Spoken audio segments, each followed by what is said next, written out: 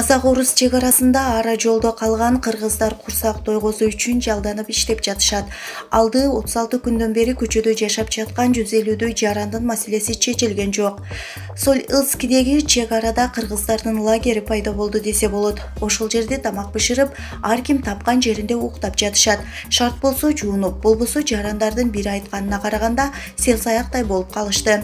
Эң алды 16 мартта Казакстан аркылуу Кыргызстанга өтүп кетүү үчүн ошол жердеги чек арага келген. Толкун 15 апрелде депутаттар парламентте бакылдап мигранттардын талабын талашкандан кийин бийлик жол ачканы калды деп Москвадан чыгып алган. Келип чек арадагы кыргыздардын лагерине кошулду. Аргасыздар шаар аралап жумуш издеп кетүүдө. Курулуштарга, күнөсканаларга жалданып иштеп, биртке акча таап келишет. Айрымдар ошол жерде вагондорго жүк жүктөлгөндө аны ташып иштеп жатат деген Толкундун сөзүнөн BBC бир апта мурда кабар алганга салыштырмалуу алар айла жоктон абалга ыңгайлаша баштагандай туюлду. Бир күндө бир жолу ортодон акча чогултуп кезек менен казан асабыз, түшкү тамакты уюштурабыз. Консул аркылуу Кыргызстан 90 000 сом жардам берген экен. Ал түгөндө эртең мененки жана кечки тамакты ар ким өзү таба алса таап жейт, акчасы жок болсо кечирип койболууда деп сөзүн улады Толкун. Айтымында бир казак бордош кафесинин экинчи кабатын берип, ошол жерде түнөп жатышат. Кээ бирлери азыр иштебей турган сулуулук салонунда. Ал эми батпагандар унааларында түнөп жатканын айтты. Арасында 2-3 балалуу үй бүлө да бар. Атын атагысы келбеген башка бир маектешибиз жууна албай, кийимдерин жууй албай кыйналышканын айтты. Ал мурдара келгендердин абалы сел-саяктыкынан айырмаланбай калганын кошумчалады. Толкун кыргыз жарандарынан башкалар өтүп жатканына ичибиз күйөт дейт. Тажикстандан Өзбекстандын жарандары унаалары тоскоолдуксуз өтүп жатат. Кантип өтөсүңөр десек, биз билбейбиз. Жогору жактагылар чечип койгон дешет. Биздин болсо сүйлөшкөн эч кимибиз жок деди ал.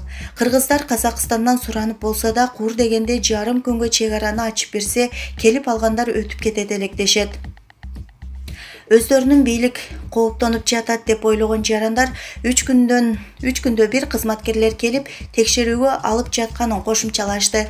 Кыргызстанга келсе катуу карантин чараларына даярдыгын белгилешти. Тышкы иштер министрлигинин басма сөз катчысы Уланбек Дыйканбаев жогорудагы Кыргызстандын атуулдарын алып келүү боюнча Казакстан менен сүйлөшүп жатышканын айтты. Транзит мүмкүнчүлүгүн түзүп берүү жөнүндө сүйлөшүүлөр жүрүп жатат. Ал жерде 60-70 машинада 150 чамалуу жаран бар. Эл аралык миграция уюмунун Бишкектеги өкүлчүлүгү алардын тамак ашы үчүн акчалай жардам бөлүп берди, деди BBCге Дыйканбаев. Парламенттин 15 апрелдеги жыйынында депутаттар өкмөткө мигранттарды алып келүүгө бир апта убакыт берген. Замандаш партиясынын лидери Жеңиш Молдахматов Казакстан менен сүйлөшүүлөр оор жүрүп жатканын айтты. Бүгүн Орусияда жарандарга каржы министрлигинен акча бөлүү чечими чыкты. Ошондо Соль-Илицкидегилерге да көмөк көрсөтүлөт деп ойлоймун. Карантиндин бүтүшүнө аз калды. Ошого чейин жардамдашып турсак, алардын өтүү учуру да келет, дейт Молдахматов. Новосибирскте калып кеткендер да ары же бери боло элек. 20 мартта Новосибирсктеги каттам токтотулганда 150 чамалуу киши ара жолдо калган эле.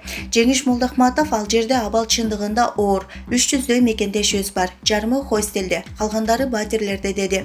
Бир апта мурда эле өкмөт өкүлдөрү аларды алып келгени жатканын айткан. Замандаштын маалыматына караганда 26 мартта Дубайдагы жарандар транзиттик учак менен учушат. Орусияда миллион чамалуу кыргыз болсо келем дегендер абдан көп, дейт Молдахматов. Ал мекендештерге карантинди ошол жакта өткөрүүнү сунуштайт.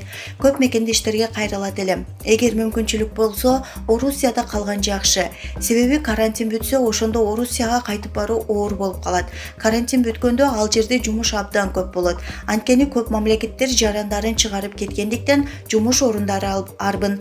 Бул биздин кеңешибиз, деди Молдахматов. Ал Арменияда, Азербайжанда, Италияда келем деп кайрылгандар арбын экенин кошумчалады. Айтымында Италияда 25 чакты үй бүлө өтө оор абалда турат. Замандаш партиясы өкмөт менен парламентке бул жарандарга жеринде каражат менен жардам берүүнү сунуштап жатат. Молдахматов берген маалыматка ылайык 24 апрелге Стамбул-Бишкек чартердик каттамы коюлуп жатат. Анда 200-гө жакын кыргызстандык келет. Саламаттыкты сактоо министри Сабиржан Абдикаримов четтен жарандар агылып кирсе обсервация жайлары даяр экенин, ага мейманканалар каралганын BBCге маегинде билдирген. Ал эми чек арада Соль-Илецкте калган кыргыздар чыдамыбыз түгөндү. Ага карабай үмүт үзбөйбүз. Мамлекет бизди таштабайт чыгар дешти.